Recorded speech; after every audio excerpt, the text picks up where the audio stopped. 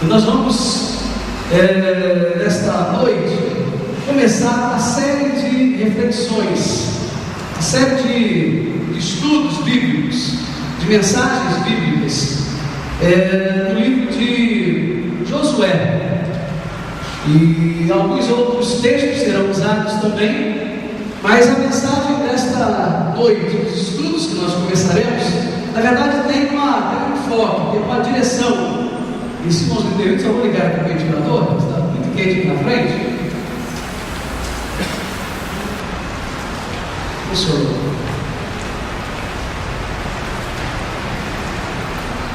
Agora o pregador vai ficar mais confortável.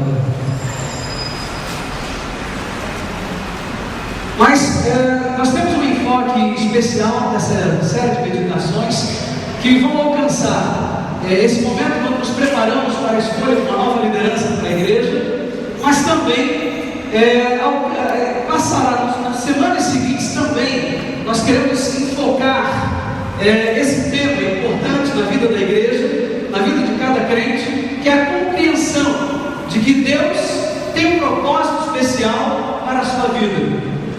Deus tem um propósito especial para cada crente. Deus tem um lugar para cada crente na sua igreja. Deus tem um ministério para cada pessoa. Deus tem uma área de serviço para cada pessoa atuar na igreja. Essa é a síntese, essa é a direção, essa é a súmula daquilo que nós queremos apresentar aos irmãos durante essas semanas, durante os domingos que se seguirão. Deus tem um plano, Deus tem um propósito para a sua vida. Há um hino que nós amamos muito, há muito tempo eu ouço sendo cantado. Deus tem um propósito, ou Deus tem um plano para cada criatura. Vocês se lembram dessa música? Valma canta essa música? Valma está me enrolando já há muito tempo. Eu estou dizendo que Valma é cantora, mas ainda não soltou a voz aí para ligar. Eu preciso de alguém que prepare para cantar essa música. De repente vai ser a Valma. Então Deus tem um plano para cada criatura. Essa é uma verdade extraordinária. E eu gostaria de convidá-los para que pudéssemos então, nesta noite, fazer a leitura do texto bíblico. Texto de Josué, capítulo 1, versículos de 1 a 11. Nós vamos fazer a leitura alternada desse texto bíblico, conforme está na tela. Depois da morte de Moisés, servo do Senhor, disse o Senhor a Josué, filho de Nun, auxiliar de Moisés: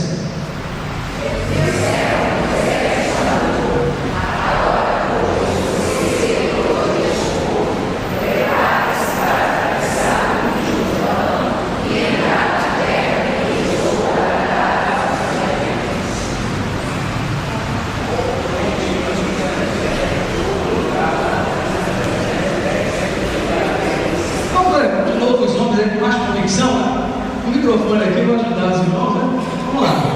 Como prometi a Moisés, todo lugar onde puseres os pés, eu darei a vocês.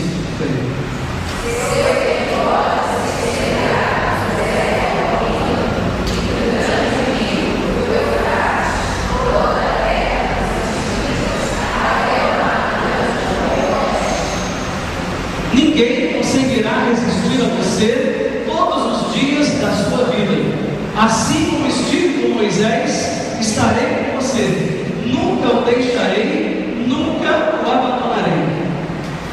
Seja forte e corajoso, porque você conduzirá esse povo para herdar a terra que prometi, sob juramento aos seus antepassados.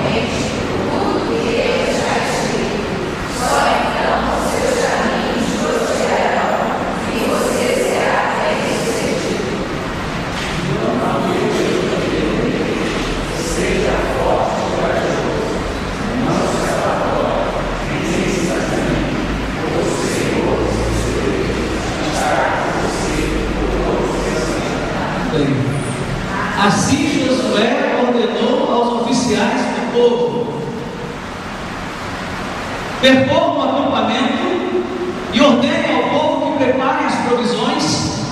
Daqui a 3 dias, vocês atravessarão o Jordão, neste ponto, para entrarem e tomar posse da terra que o Senhor, o seu Deus, lhes dá. Amém. Coragem para vencer e avançar. Esse é o nosso assunto de hoje. Coragem para vencer e avançar. Uma das verdades mais básicas do cristianismo é que Deus tem um propósito para a vida de cada um de nós. Deus tem um propósito para a minha vida, Ele tem um propósito para a sua vida também. Ou seja, você não é um mero acidente da natureza. Nós não somos um acidente da natureza, não estamos aqui por acaso.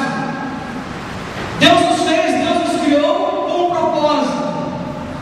Deus tem um plano para cada um de nós. Nós não somos uma anomalia da natureza, ou seja, não acontecemos por acaso. Não importa quais sejam ou quais tenham sido as circunstâncias do seu nascimento, Deus tem um propósito para você. A Bíblia diz que até mesmo antes de você nascer, Deus já tinha planejado o que Ele queria que você fizesse com a sua vida. Em Efésios capítulo 2, versículo 10, está escrito, vamos ver lá? Efésios capítulo 2, verso 10. Olha o que está escrito. Vamos ler juntos? Pois foi Deus quem nos fez o que somos agora, em nossa união com Cristo Jesus.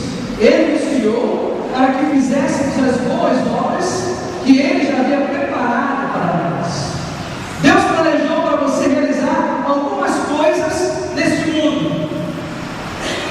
Deus preparou, e essas coisas são chamadas também na Bíblia de boas obras. Deus nos fez para as boas obras. A palavra bíblica para isso também é usada para boas obras, é ministério, ou seja, uma área de trabalho, uma área de serviço. Deus nos chama para realizarmos um ministério. Deus nos chama para realizarmos um serviço cristão, a boa obra. Ministério então não é algo específico para pastores. Quando falamos de ministério na igreja, as pessoas pensam, é coisa do pastor da igreja. Não.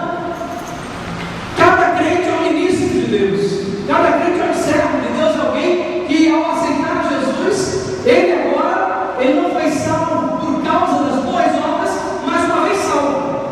Ele foi salvo para servir. Ele foi salvo para ser ministro, para executar boas obras, conforme Efésios capítulo 2 nos mostra. Hoje nós estamos começando então uma nova série de mensagens em nossa igreja, como já tivemos outras, né? E nesta noite nós queremos falar sobre essa série de mensagens. Deus tem um propósito especial para a sua vida. E nesta série eu gostaria que pudéssemos ver como Deus é capaz de usar as pessoas, como Deus é capaz de trabalhar através das pessoas, como Deus é capaz de abençoar a igreja, como Deus pode abençoar outras vidas através de você. E como isso nos realiza como crentes, como servos de Deus. Podemos ver Deus usando a nossa vida de modo sobrenatural, de modo maravilhoso, para abençoar outras pessoas. Eu gostaria que nós pudéssemos então percorrer a Bíblia durante esse tempo, pensar sobre isso e aprender mais sobre isso.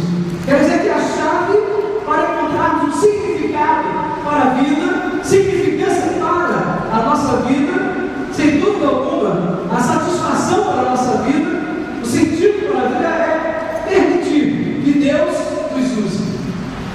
Nada vai trazer mais significado, nada vai trazer mais satisfação, nada de fato nos traz mais sentido para a vida como crentes do que perceber que a nossa vida é útil nas mãos de Deus, que a nossa vida abençoa outras vidas, que quando nós estamos em contato com outras pessoas, podemos ouvir o testemunho quanto a sua vida me abençoa. Crente que nada mais vai trazer tanto prazer ao crente de Jesus do que ouvir isso, ou do que perceber essa verdade acontecendo na sua vida. Não há nada mais emocionante da vida do que perceber que Deus age através de nós. Não há sentimento, não há conquista, não há prêmio a que se possa comparar o fato de saber que Deus está nos usando para a glória dele, para a edificação da igreja, para a salvação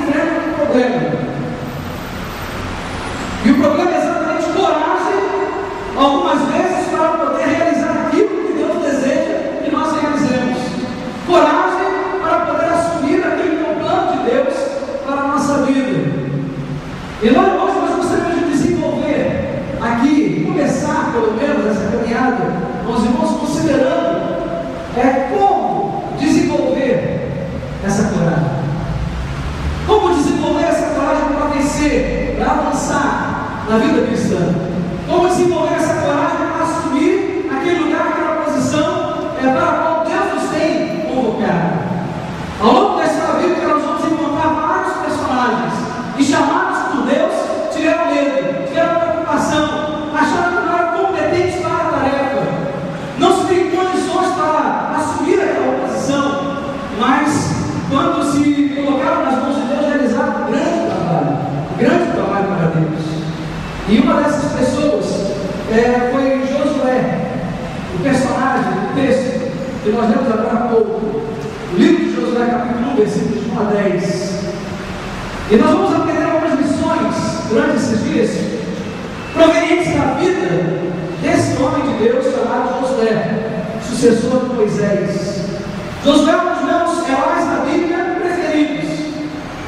Esse texto que nós lemos é um texto que sempre marcou a minha vida desde a pré-adolescência, especialmente ali a pré-adolescência, entrando pela adolescência. Esse texto, capítulo 1, versículos 1 a 11, mexe com o nosso coração, nos faz vibrar a alma, quando Deus chama esse homem e encoraja-o para avançar. General Thomas MacArthur uma vez disse que Josué foi um dos maiores líderes que já viveu, um dos mais importantes na história do povo de Deus. Ele encarou situações extremamente difíceis no seu trabalho, no seu ministério, uma batalha após a outra, mas algo que chama a atenção na sua vida é que ele nunca jogou a toalha, nunca desistiu, jamais desistiu, mas avançou. Mas Josué tinha um problema.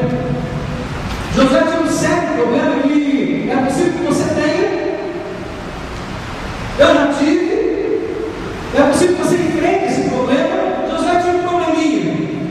Josué não tinha muita coragem. Em Josué capítulo 1, o texto que nós lemos, Deus então prepara esse homem chamado Josué.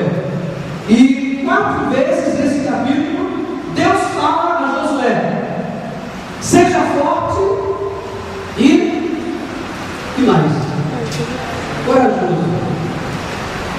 Se Deus em apenas 10 versículos precisa por 4 vezes dizer isso a Josué, é porque Josué realmente não tinha um homem de muita coragem para enfrentar o desafio que Deus tinha para ele. É como se Deus estivesse dizendo: tenha determinação, tenha confiança. Por que Josué tinha falta de coragem? É preciso entender também as circunstâncias. Nós estamos só dizendo aqui que Josué era covarde, que Josué era um homem medroso. Não é exatamente isso. Faltava coragem para enfrentar o desafio que foi colocado diante dele. E essa falta de coragem era justificada pelas circunstâncias que envolviam essa decisão de assumir esse plano, esse propósito de Deus. E a primeira razão é que Josué iria suceder o gigante. Josué iria suceder a Moisés, grande líder do povo de Israel. Isso por si só já era suficiente para deixar qualquer homem muito corajoso de pernas longas. Como suceder a Moisés? O livro anterior, então, Deuteronômio, capítulo 34, versos 10 a 12, você pode ver na sua Bíblia, nós temos também aqui na tela. Veja o que diz. Olha o relato de Deuteronômio a respeito desse homem que Josué deveria suceder. Pois ninguém jamais mostrou tamanho poder como Moisés, nem executou os feitos temíveis que Moisés realizou aos olhos de todo Israel. E aí? A linguagem do jovem vai encarar? Você encararia esse desafio facilmente colocado diante de você? Você conseguiria encarar um desafio desse facilmente? Evidentemente que não.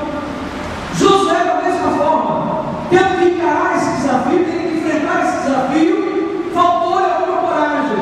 Por isso que 4 vezes Deus o anima, Deus me encoraja, ser forte, ser corajoso, Josué. Mas aí, meus irmãos, agora aqui não está Josué. Depois de Moisés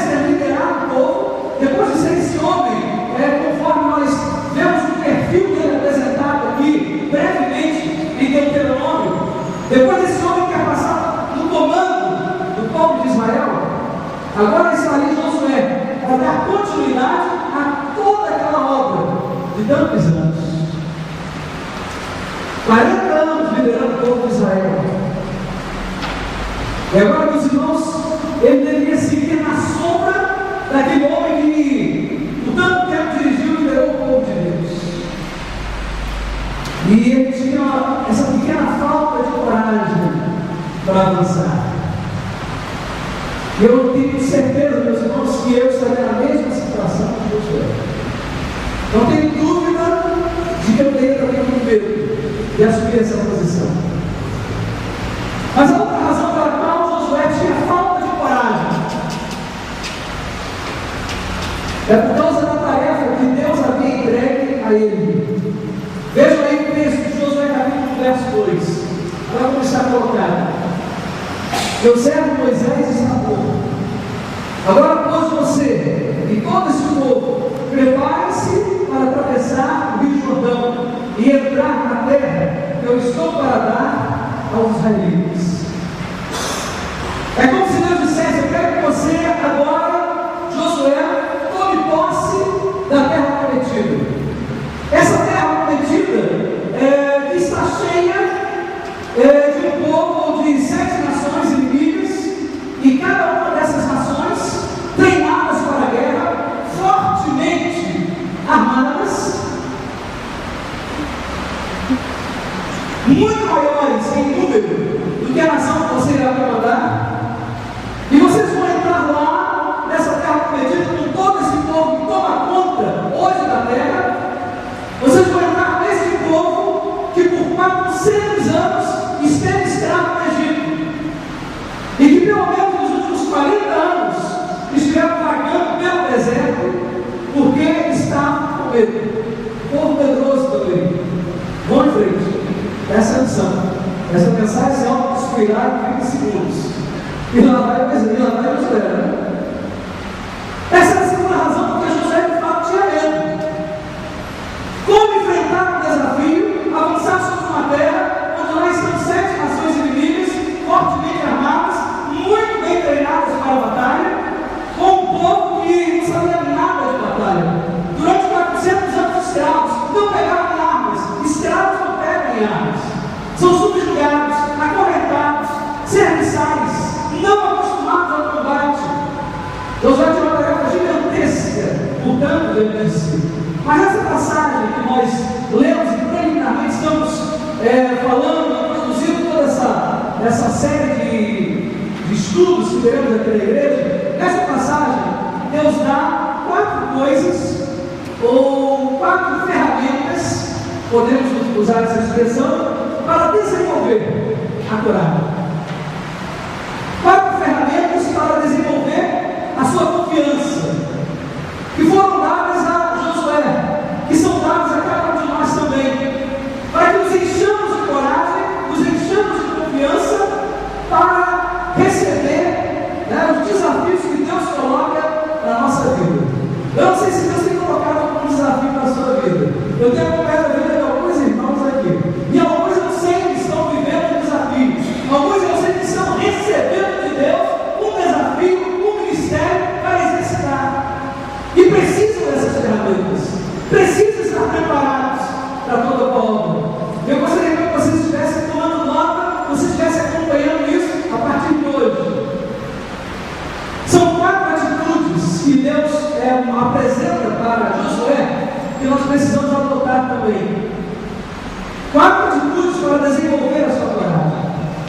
O que é que você faz quando você sabe o que Deus quer que você faça na sua vida, mas você não tem coragem para fazer? Você não tem aquela confiança para fazer. Você faz 4 coisas que Deus determina, que Deus encoraja você a fazer nesse texto. E hoje nós vamos começar a saber quais são elas. A primeira delas, você deixa de lado a dúvida. Deixa de lado a dúvida. Dúvida pode ser simplesmente o maior problema para o homem. Pode ser o maior inimigo da coragem. A dúvida pode ser simplesmente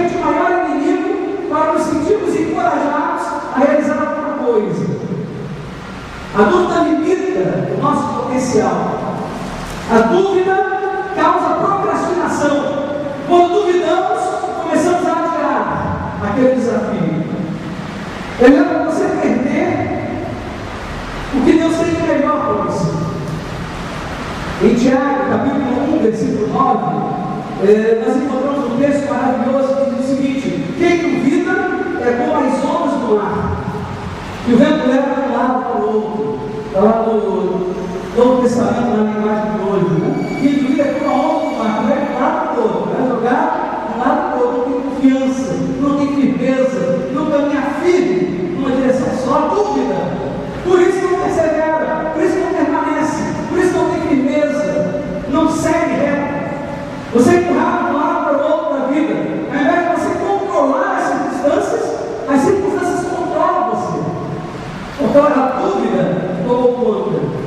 Você acaba se dando mal na vida porque você está cheio de dúvidas acerca do que Deus quer realizar na sua vida, o que Deus quer fazer na sua vida, ou através da sua vida.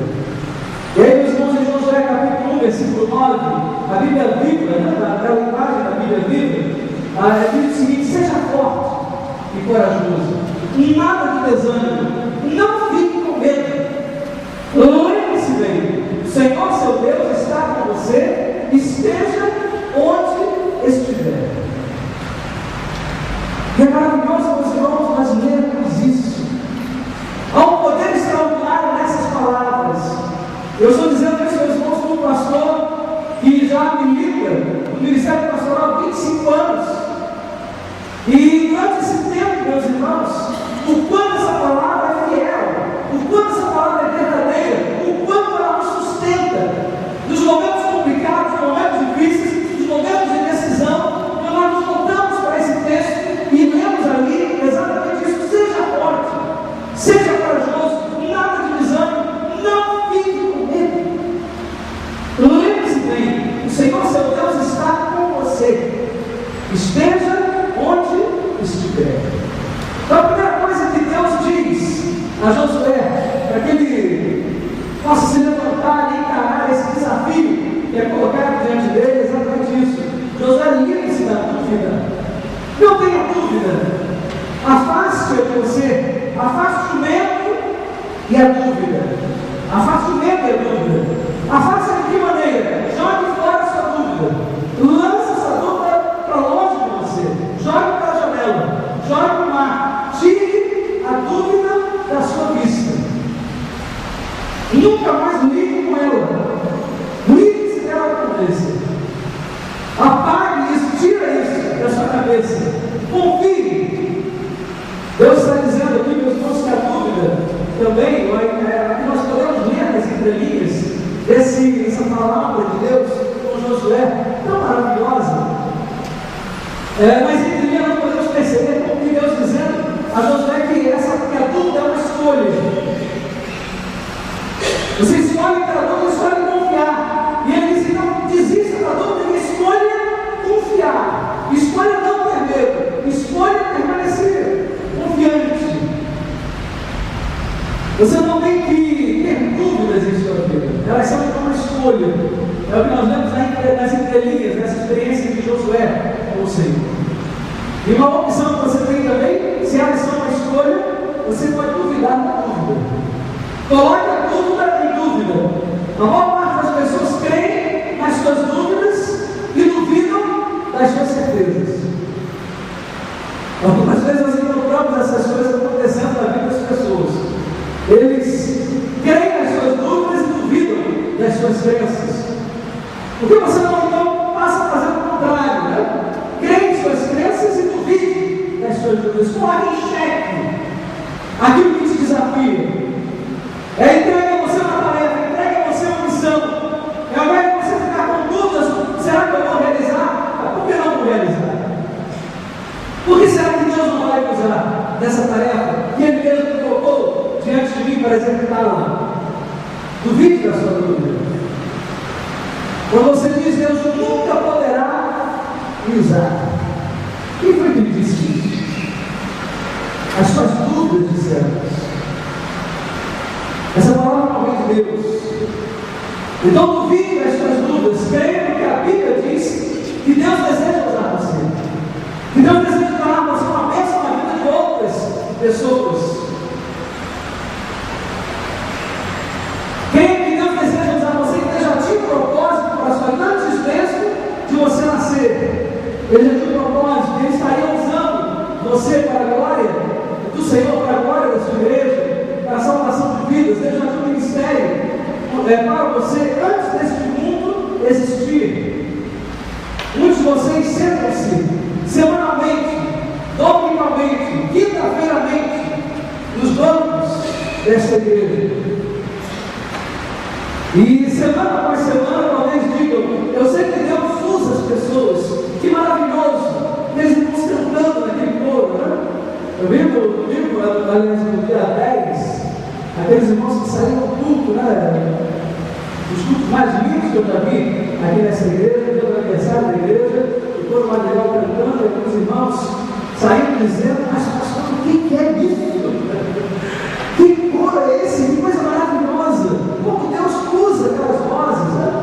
E as pessoas impressionadas, e muitos saem aqui normalmente, e nas quintas-feiras dizendo que como Deus usou fulano, e essa palavra de hoje, eu sei que Deus usa as pessoas, mas alguns talvez pensam: mas Deus nunca poderia usar. Deus nunca poderia usar na minha vida. Eu gosto de dizer a você que você está terrivelmente equivocado a respeito disso. O que nos leva a duvidar? O que nos leva a ter dúvidas? Duas coisas nos roubam a nossa confiança. Há duas coisas que nos tiram do foco. Há duas coisas que nos afastam da confiança do Senhor, ou da confiança de modo geral também. A primeira delas é a comparação. A primeira delas é a comparação. A primeira coisa que nos rouba a nossa confiança. É importante nós entendermos que, para você entender que comparar você, ou comparar-se a si mesmo com outros, acaba nos levando a duvidar. Em 2 Coríntios, capítulo 10, verso 12, nós temos esse texto aqui, diz que não ousamos classificarmos ou compararmos com alguns que se louvam a si mesmos, mas eles metidos consigo mesmos revelam insensatez. Olha a sabedoria desse texto bíblico. Em 2 Coríntios, capítulo 10, verso 12, na verdade, Deus está dizendo que as pessoas que comparam-se umas com as outras são tolas, são insensatas em fazer isso. Ele diz que é uma coisa estúpida, é uma coisa tola. Você nunca deveria comparar-se a si mesmo com outros. Primeiro, porque você é uma pessoa especial. Deus fez você para ser você. Essa é uma coisa importante para nós assumirmos. Deus não quer que você seja uma outra pessoa. Você é uma pessoa especial aos olhos de Deus. Se Deus quisesse que você fosse uma outra pessoa, Ele teria feito você ser aquela outra pessoa. Ele quer que você seja você. E quanto mais nós tentamos ser parecidos mais com alguém que é alvo da nossa admiração, e queremos nos assemelhar àquela pessoa, pior fica, porque nós nos tornamos sempre uma cópia carbono, nunca seremos fiéis ao original. Deus diz então: não se compare a ninguém, não se compare a ninguém. E é duas razões para nós não nos compararmos com outras pessoas, não ficarmos nos medindo por outras pessoas. A primeira delas é que você sempre vai encontrar alguém que está fazendo algo melhor do que você. E aí você vai ficar desencorajado. Quando você vê que aquela outra pessoa fazendo o que você faz, ele consegue ser melhor que você fica desencorajado. E é possível que fique deprimido: eu nunca vou conseguir ser igual ao fulano. Essa é a primeira razão porque não vale a pena fazer isso. E em segundo lugar, você sempre encontrará alguém que não está fazendo as coisas tão bem quanto você faz. E aí você acaba se tornando uma pessoa arrogante. Sempre se comparando aquilo que é inferior, que não consegue alcançar aquele padrão que você já tem alcançado. Você vai ficando arrogante, você vai se comparando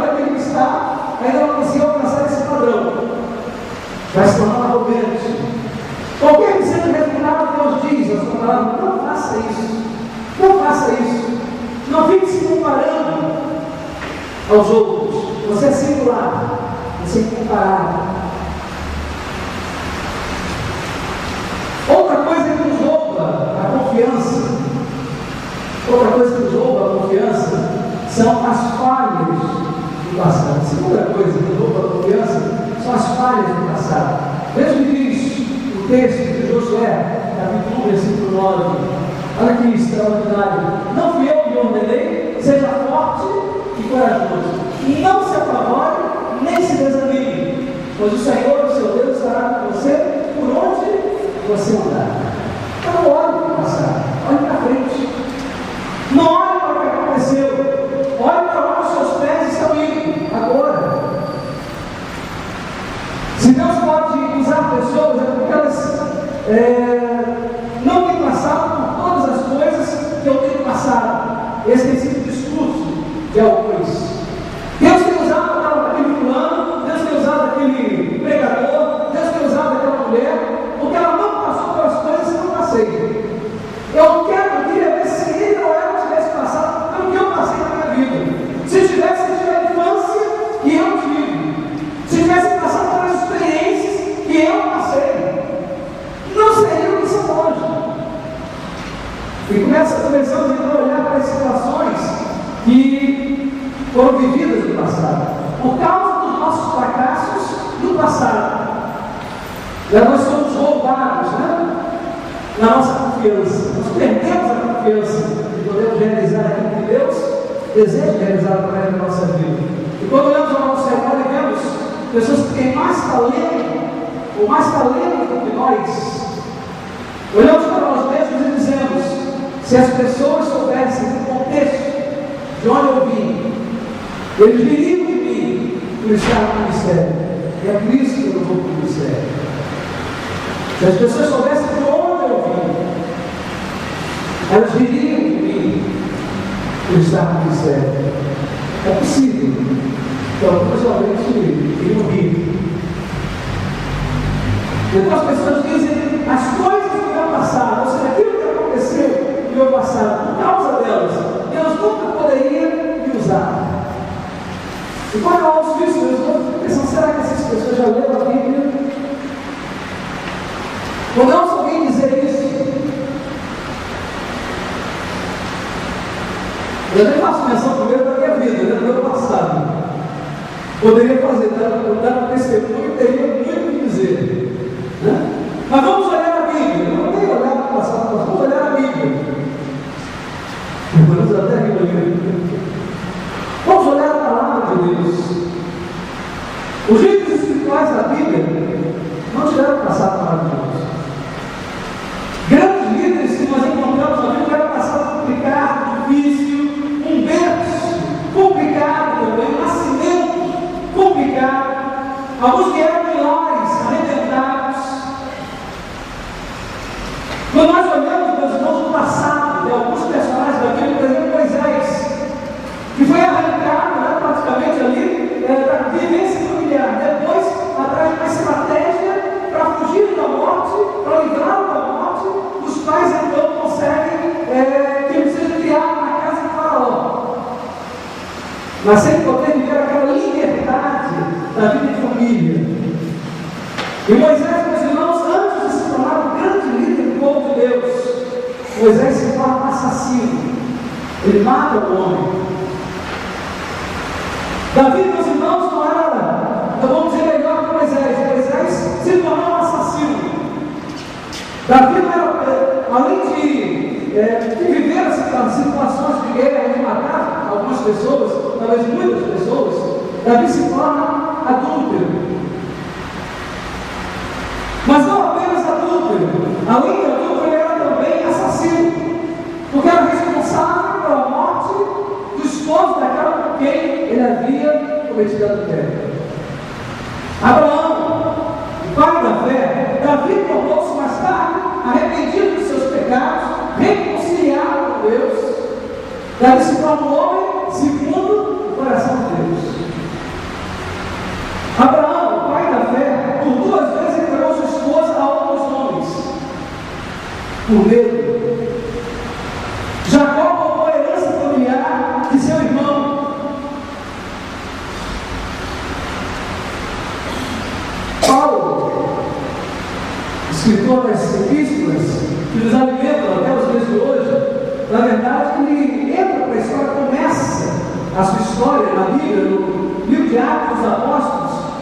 uma espécie de terrorista religioso. Tinha cartas para matar os cristãos, autorização para matar. E se você lembra no texto da execução de Estevão, o texto por duas vezes faz menção que estava presente ali o jovem Saulo. Não era nem homem maduro, era ainda um jovem. E comandou a execução de Estevão, o primeiro mártir do cristianismo. Pedro era um sujeito ruim de relacionamento. Era complicado, pescador, não era, cabeça dura, né? De temperamento difícil. Mas Deus pega cada um desses homens, Pedro, com as suas características de personalidade, com o seu temperamento, se torna o mais destemido pregador do Evangelho. Paulo, de perseguidor dos cristãos, de terrorista religioso, se torna agora perseguido por causa do Evangelho. Se torna um pregador ousado, capaz de falar aos governadores, reis de sua época, aos magistrados de sua época, na corte, aos líderes gregos em Atenas, alcançando milhares de pessoas com a influência do seu testemunho. Davi, rei de Israel, suas palavras, seus salmos, seus escritos, suas experiências, sua queda, sua reconciliação com Deus, seu erguimento na vida espiritual, meus irmãos, se tornaram um testemunho que inspira-nos até os dias de hoje. Ou seja, quando olhamos para o passado deles, eles não têm muita coisa boa para contar.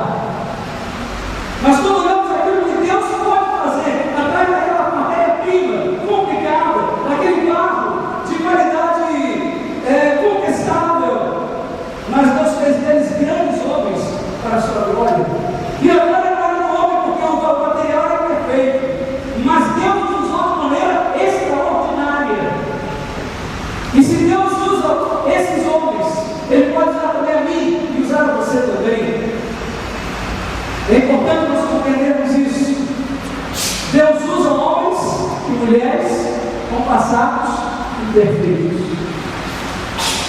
Deus usa homens e mulheres com passados imperfeitos, para que a glória não seja do homem, mas para que a glória do trabalho seja do Senhor. Amém? Essa é a verdade que nós encontramos na Bíblia. O fato, meus irmãos, é que todos temos problemas do passado, de uma forma ou de outra. Né? Não vamos fazer aqui uma CTI, não vamos fazer aqui um inquérito, mas todos nós, de uma forma ou de outra, temos algum problema no nosso passado, todos sem exceção. Ninguém é perfeito. Eu falo isso com autoridade na palavra de Deus que diz: todos pecaram, e separados estão da glória de Deus. É a Bíblia que está dizendo: todos pecamos, e o nosso pecado nos separa, nos distanciou do Senhor. Ou seja, você e eu, todos nós vivemos isso, essa realidade. E Deus usa pessoas comuns. Deus usa pessoas comuns. Se Deus usasse aquelas pessoas perfeitas, o que seria feito nesse mundo? Se Ele só buscasse os perfeitos, seria feito nesse mundo, né? Se Deus usasse apenas pessoas perfeitas, Ele não apenas usa pessoas comuns, mas Ele usa também pessoas que têm problemas, que têm dificuldades, que vivem uma tremenda luta, um tremendo conflito interior, que estão sofrendo, lutando cada dia para poder viver de uma forma reta diante dele. Cada dia uma batalha, cada dia uma luta, para não falhar, para não pecar, e ainda se peca. Cada dia uma luta. O ponto, meus irmãos, é esse. E aqui nós vamos chegando ao final da nossa mensagem desta noite. Não importa onde você tem estado, não importa onde você tem estado. Nós aprendemos na Bíblia que todos pecaram, todos pecamos, todos temos dificuldade no nosso passado. Mas ainda assim nós aprendemos também hoje que Deus tem um propósito especial para a sua vida. Deus quer usar a sua vida, Deus quer usar você, Deus quer abençoar a sua vida para poder também alcançar outras pessoas com a sua graça, com o seu favor, a sua bênção. Deus quer estender aquilo que você tem experimentado com Ele, de livramento, de cuidado, de salvação, de alegria.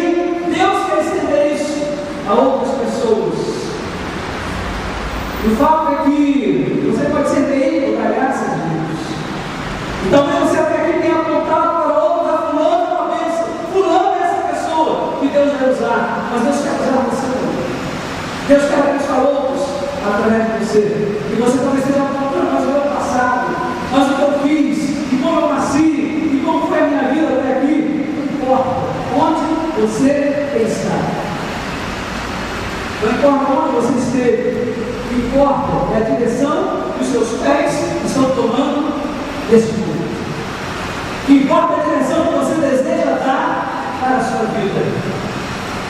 Que importa a direção que você decide tomar na sua vida nesse tempo. A Bíblia diz que há caminhos que aos olhos não parecem direito, mas o fim deles são caminhos de morte. Então nós decidimos que caminho iremos seguir. Coragem para vencer e para avançar. Josué precisava disso, de coragem. A primeira coisa que Deus falou para Josué, para que ele eliminasse as dúvidas, que ele fosse firme, que ele permanecesse, não olhasse para o passado, olhasse para frente, que não se comparasse a outras pessoas, porque ele era singular. Deus está dizendo isso hoje também para mim. Deus está dizendo isso para você também nesta noite. Será que você tem sentido o chamado de Deus, o toque de Deus especial para você se coloque a sua vida nas mãos dele? Será que você tem entendido que Deus tem propósito para a sua vida e que sua vida precisa ser colocada integralmente nas mãos dele? Essa é a mensagem para nós nessa noite desse texto. Nós vamos continuar tratando sobre isso. Mas se nessa noite você não tem percebido, pastor, você comigo, essa palavra, sem dúvida alguma, tem a ver com aquilo que eu sinto que Deus tem falado ao meu coração. Eu gostaria que eu pudesse comemorar com você. Antes de prosseguirmos, antes de cantarmos a última música desta noite, eu gostaria de poder orar com você a respeito disso. Eu gostaria que a igreja estivesse agora em atitude de oração, todos os irmãos orando nesse momento, a igreja orando. Eu gostaria de me dirigir especialmente àqueles que nessa noite entendem que Deus tem tido um propósito para a minha vida. Deus tem tido um propósito para a minha vida. E talvez eu não tenha tido coragem para assumir essa posição, esse lugar que Deus tem para mim. Mas essa noite eu começo a me despertar. Eu quero ter essa coragem que Deus, a qual Deus desafiou Josué. Eu sinto que Deus me desafia também nesta noite. Eu quero me encher dessa coragem. Pastor, ore comigo. Eu gostaria de ver Deus agindo na minha vida e usando a minha vida para a bênção, para a salvação, para alcançar a Deus. Se alguém sentiu isso nesta noite, tem esse propósito na sua vida, quer assumir esse lugar que Deus já tem para você, e quer uma pessoa espera. Eu quero falar para você, uma pessoa espera. Deus abençoe. Deus abençoe. Graças a Deus. Deus abençoe. Alguém mais nessa noite? Deus abençoe. Alguém mais? Deus tem falado no seu coração. Deus abençoe. Deus abençoe. Graças a Deus. Alguém aqui nessa noite que entende também que Deus tem chamado você para a salvação? Talvez você não vai tomar uma decisão na sua vida sobre colocar a sua vida nas mãos do Senhor. Assim, vamos orar. Mas alguém que ainda não tinha tomado essa decisão de entregar a sua vida a Jesus, e gostaria de fazer isso nessa noite, pode levantar com eles. Eu quero orar para você. Alguém nessa situação, eu gostaria de orar para você. Vamos orar.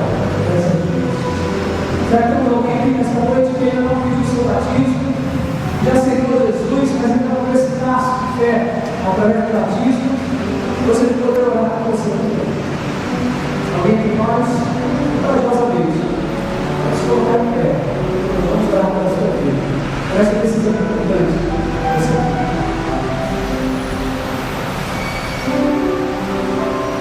Vamos orar. Querido Deus, muito obrigado, Senhor, pela tua palavra. Tua palavra aqui é viva e eficaz.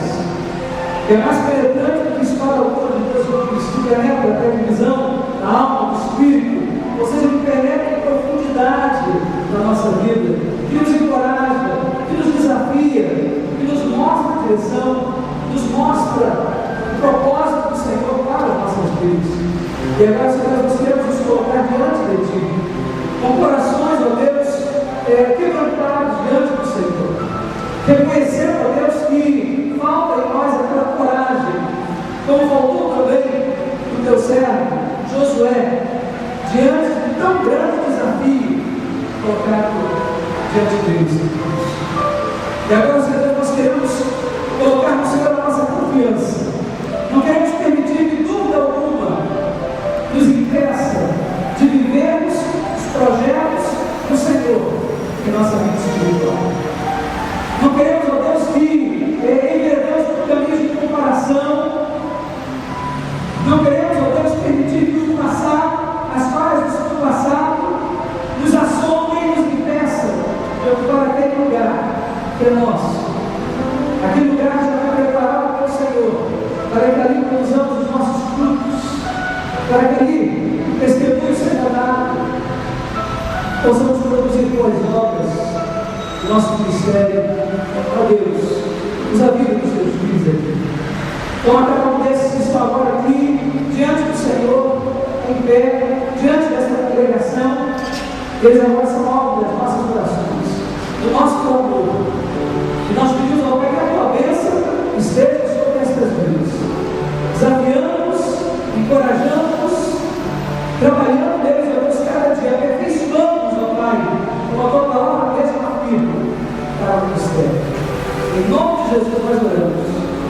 Amém. Deus abençoe. Deus abençoe.